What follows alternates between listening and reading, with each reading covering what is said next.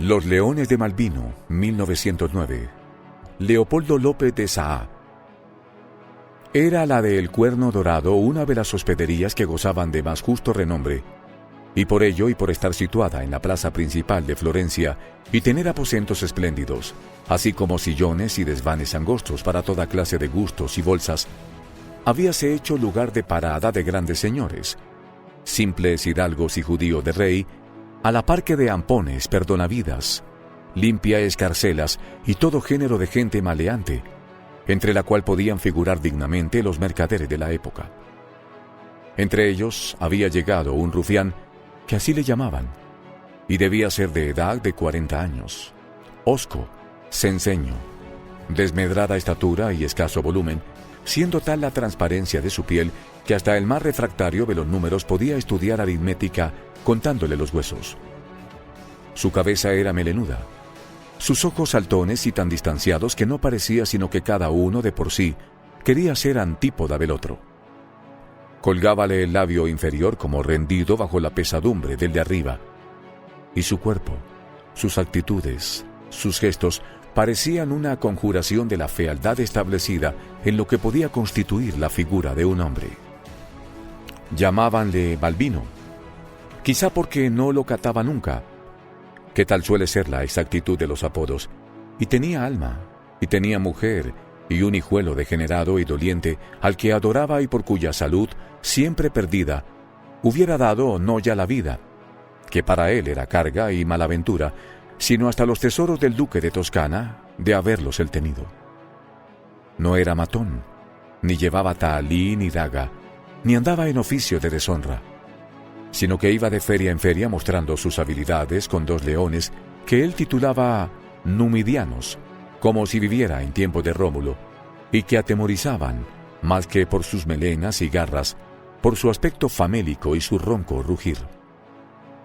Llegado que fue a la ciudad el malaventurado Malvino, estableció en la cercanía su barracón de madera con cubierta de hule, y dejando sus fieras al cuidado de un viejo que llevaba como comparsa y muñidor para el cobro de los maravedíes, fuese con su mujer y su hijo a llamar a la puerta de El Cuerno Dorado, que se le abrió de par en par al sonido, no del aldabón, sino de los ducados, que intencionalmente, y como por casualidad, hizo moverse en el fondo de su faltriquera.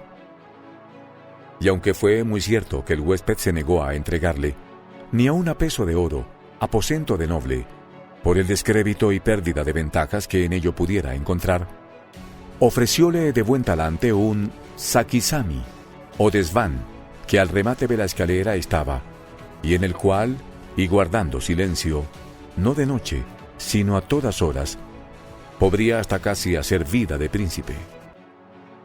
Prometióle Malvino la discreción por ser su natural y por cumplir con el encargo que de tan buena manera se le hacía.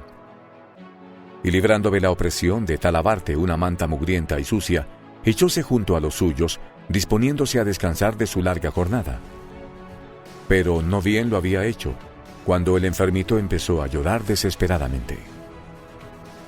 Consternáronse los padres. Retumbó escaleras abajo la voz quejumbrosa del pequeñuelo, y empezaron a oírse tintineos de muebles y toses ásperas, y refunfuños y recios golpes en los tabiques, y por último apareció en el extremo de la galería un viejo a medio vestir y que gritaba mirando con encogimiento hacia la sombra. Por el aspa de San Andrés que ya es esto mucho, y que quien tiene esa criatura bien puede degollarla o dársela al diablo. Malvino crispó violentamente sus puños, pero nada dijo. Solo acercó sus labios al oído de la mujer para murmurar en tono de súplica: «Avanzada está la noche, y van a arrojarnos de aquí. Dale el pecho al niño, que llueve a cántaros». «Si no es hambre, Belisario», respondió la mujer con voz sofocada y llorosa. «Si es que le abraza la calentura». «Pobrecito de nuestro pedazo de alma», murmuró por lo bajo Malvino, «y que siempre hayamos de arrastrar esta vida tan azarosa». «¿Qué hemos de hacerle?», gimoteó la mujer, haciendo sonar el camastro al mecer a la criatura. Callóse ésta. Hizo sonar el viejo de la galería sus pasos de chacal en la sombra, y Malvino se dispuso a dormir. Pero el chicuelo empezó de nuevo su desesperada llantina, Y ya entonces no solo sonaron las voces ásperas y los refunfuños y las amenazas del viejo, sino que la casa toda se conmovió y se abrieron las puertas de los cuartos, y ascendieron por la escalera personajes de todas las trazas y cataduras, llevando en alto sus candelabros o candiles, y en bajo sus espaldas o garrotes, dispuestos a dar buena cuenta de lo que así turbaba su necesario reposo. Veíanse allí jóvenes donceles, con sus calzas de rico escusón a la rodilla, con birretes los unos y los otros, con los pañizuelos anudados a la cabeza para no descomponer los perfumados bucles, y viejos con la ropilla a medio vestir, y lacayos que se desvivían por subir más deprisa que sus señores, dando gritos desaforados, y rufianes que iban viendo si a favor de revuelta se hacían con algo para pagar el hospedaje. Y oíanse protestas de las damas abandonadas por sus esposos a lo mejor del sueño. Y todos, altos, bajos, nobles y plebeyos, lanzáronse en revuelta confusión a la casa del origen del ruido, mientras el pobre Belisario, creyendo demasiado tal alboroto para tan débil causa, se daba a todos sus temores, procurando ahogar con manos temblorosas los gritos del chico. «¡Vive Dios, señor hostelero!», gritaba un acento hombruno. «Os he de hacer pagar caras vuestras mentiras. Dijéronme que esto era el propio paraíso, y no se puede descansar», gritaba otro. «Bríos tiene la criatura», observaba un judío, avanzando insidiosamente su cara de raposo, como instigando al exterminio. «Aguante sus hijos el que los hiciere, y no se dé él gusto mientras al prójimo da el martirio. Si topo con él, lo desuello vivo», explotaba otra voz, llenando de espanto a la madre. Y a la postre cayó sobre el extenuado grupo una lluvia de claridad, y a su favor vieron los infelices ojos de terribles miradas y labios temblones y puños cerrados, y en vilo. Y por último llegó el hostelero, murmurando con voz tonante y desabrida: «Largo, largo de aquí. Perdónenme, vuestras excelencias, si recogí a este canalla por compasión y bajo promesa de silencio». «¿Por compasión dijisteis?», gritó iracundo Belisario. «Descaro tenéis, a fe mía. No fue floja la compasión con que trabaron vuestras manazas mis ducados». «¡Fuera de aquí!», aulló aquel brillante cortejo, convertido en chusma. Y tan creciente fue la algarabía y tal el apremio por la prisa de quedarse libre de aquel estorbo, que sin piedad y sin respeto alguno a la honestidad de la mujer ni al dolor del niño, hiciéronles levantarse y salir, acompañándoles hasta el zaguán las chanzonetas y burlas de todos. Muy vivas fueron las solicitudes de Belisario, que arrodillándose ante sus verdugos les suplicaba sin cesar. Aquella noche, solo aquella noche, que no hicieran salir a tales horas y con tal lluvia a su hijito, porque era matarle, y él sería para ellos el más humilde, el más obligado de sus servidores. Pero no parecía sino que el brutal egoísmo había tocado con su vara de hielo el corazón de aquellos hombres, y el galán que por una mirada de su dueña hubiera dado con placer la vida, y el curtido guerrero, más célebre por su generosidad que por su fiereza, y el hombre de superior espíritu hecho a comprender las flaquezas y trivialidades humanas, sin más causa ni razón que la de haber turbado su sueño el llanto de un niño, vieron con la mayor indiferencia salir a los pobres titiriteros al resistir el frío de la calle y el glacial azote de la lluvia. Dentro de la hospedería todo volvió al silencio. Por fuera el ventarrón gemía tumbándose en las torcidas calles. Belisario y su mujer, dando todo el calor de sus pobres cuerpos a la criaturita, llegaron hasta la barraca situada cerca del río. El Arno corría solapadamente, llevando su agua negra preñada de traiciones. Parecía decir muy quedo con cada onda que iba empujando: «Venid, infelices, que yo os daré para siempre el refugio que los hombres os niegan». A la mujer y al hombre se les ocurrió a la vez el mismo pensamiento, y hasta el niño, callando momentáneamente, pareció invitarles a realizar su siniestro propósito.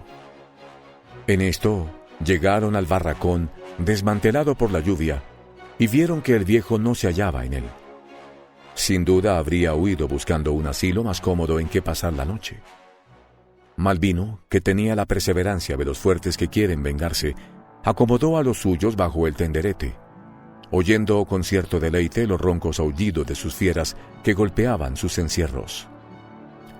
Aseguró bien la tela embreada, afirmó los postes de madera, colocó en un rincón varios haces de paja seca, tendió sobre ellos su manta y ya más sosegado y siguiendo el hilo tenaz de sus pensamientos, esperó a que su mujer y su hijo se durmieran. Salió despacio, cogió un pistolón, abrió las jaulas como poseído de repentina locura y llamó repetidamente: «¡Sus! ¡Quimera! ¡Sultán!». Al pronto no se percibió nada en la sombra, pero se oyeron recios manotazos y los leones fueron a colocarse junto a su raquítico domador. «Venid, hijos míos», gritó entonces Belisario con terrible acento. «Venid, mis únicos amigos». Y poniéndose entre los dos leones y aferrándose con furia a sus crenchas, se lanzó campo adelante. Cruzó la dormida ciudad sin cuidarse de la lluvia ni del viento, resguardando bajo el sobaco el cebo de su arma, y al fin llegó a la hospedería. Su corazón palpitaba con violencia. Avanzó despacito, alzó el picaporte y entró. El zaguán estaba solitario, sin más luz que la de un mugriento fanal colocado al pie de la escalera. «Ah, mis buenos señores», murmuró sordamente, ¿con que no queréis que el llanto de mi hijo turbe vuestro sueño? Pues ahora veréis». Los feroces cuadrúpedos, amedrentados por la noche y la lluvia, se resistían a penetrar en el vestíbulo. Pero Belisario tiró de ellos, hostigándolos al propio tiempo con el puño del látigo. Uno de los leones dio un ronco resoplido de amenaza y enseguida se oyó sobre las piedras el roce pavoroso de sus pezuñas. Belisario volvió a cerrar la puerta. Hubo un momento en que el silencio perduró. Luego, de pronto, estalló el chasquido de una tralla y sonó un disparo al que siguieron feroces rugidos. Un griterío inmenso respondió a la detonación que había retumbado de un modo horroroso. En lo alto de la escalera aparecían los mismos señores y lacayos que tan valerosos se mostraron ante la desgracia y que ahora hacían avanzar tímidamente sus hachones, temerosos de descubrir aquello que abajo pasaba y de lo cual no se daban cuenta. La voz de Belisario sonó entonces, insidiosa y penetrante. «Soy yo, hidalgos y señores. Soy el pobre padre del niño cuyo llanto no os dejó dormir. Soy el miserable y ridículo hombrecillo con el que no cabe tener compasión y que viene a presentaros a estos buenos amigos», dijo, y de pronto, cambiando de acento, que se tornó feroz e iracundo, gritó pavorosamente en la obscuridad: «¡Sus! Y a ellos, sultán, quimera», y dejó escapar otro tiro. Los leones, excitados por el olor de la pólvora y la voz de su dueño, lanzáronse escaleras arriba, dejando escapar horrorosos rugidos y haciendo oír sus férreas garras sobre los gastados escalones. Y sucedió un tumulto espantoso de gritos, golpes, gemidos, imprecaciones, resoplidos ahogados y tiros que hacían retemblar la casa desde los cimientos hasta el último caballete. Oyéronse choques violentos y rápido cerrar de puertas y chirridos de cerrojos. Y en el primer rellano quedáronse los más audaces, sin más amparo que el de su valor, combatiendo cuerpo a cuerpo con las fieras que se enardecían cada vez más. La llegada de la ronda vino a aumentar aquella confusión tan rápida como indescriptible. Pero los buenos de los esbirros, al comprender que se trataba de algo fuera de lo usual, dieron alas al miedo y volaron más que deprisa. Quedáronse, pues, humeando los hachones sobre el suelo encharcado de sangre y alumbrando un montón de cuerpos. En esto, y por una lumbrera que daba al zaguán, apareció un farolillo, y detrás el rostro mofletudo del hospedero, que gritó con voz doloridísima: «Por los santos clavos de Dios nuestro Señor, ¿qué hicisteis, mi señor Belisario?». «Nada, mi querido señor San Pietro», respondió Malvino con su voz más meliflua, agarrándose a las crines de sus leones victoriosos. «Nada, ya lo veis. Vine a daros las gracias por la compasión que conmigo tuvisteis y de paso a saludar a estos señores. Vedlos, añadió señalando a los muertos con su pequeño látigo. Ya no turbará seguramente su profundo sueño el llanto de mi pobre Guido.